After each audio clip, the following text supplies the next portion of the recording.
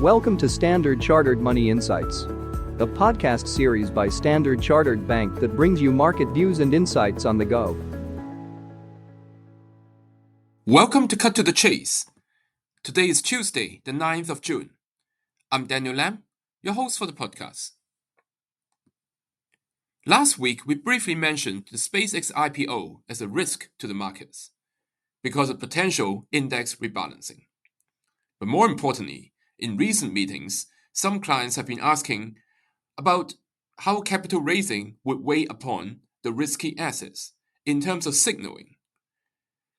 Well, recently there were reports talking about a Max 7 stock raising $80 billion from equity in order to finance for nearly half of its AI infrastructure build-out this year. Well, to us, this reinforces the view that the AI capex cycle is maturing and highlights the risk of growing equity issuance.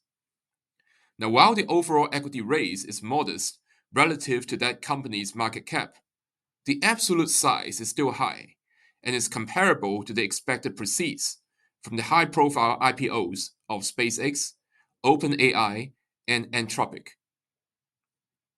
But the psychological signal is perhaps the most important takeaway here. Equity funding suggests that AI capex cycle is entering an increasingly mature and capital-intensive phase, where even cash-rich hyperscalers are increasingly tapping external capital. Now, this has been a trend that has been building since the late 2025, when hyperscalers first increased their reliance on debt markets. The timing also matters because the company is coming to market ahead of a potentially historical wave of high-profile IPOs, reinforcing the sense that leading AI companies are racing to secure public market capital while investor appetite remains strong.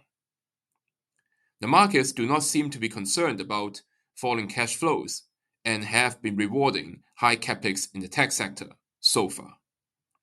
But that might change as external financing increases due to rising evidence of a late-stage AI build-out cycle.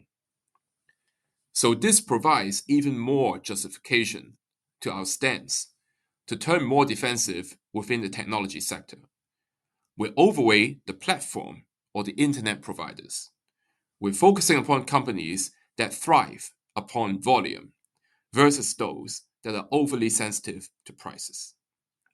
To us, this is a responsible adjustment in the portfolio, given the positioning in US equities, which is now back at levels where the probability of a mild correction over the next 3 months has been on the rise versus the likelihood of further upside. That is all from me for today. As always, if you enjoy this podcast, please don't forget to rate and like it. Thanks for listening, and we wish you a happy day ahead. Thank you for listening to Standard Chartered Money Insights, a podcast series by Standard Chartered Bank. For more details, visit Market Views on the Go on our website or click the link in the description.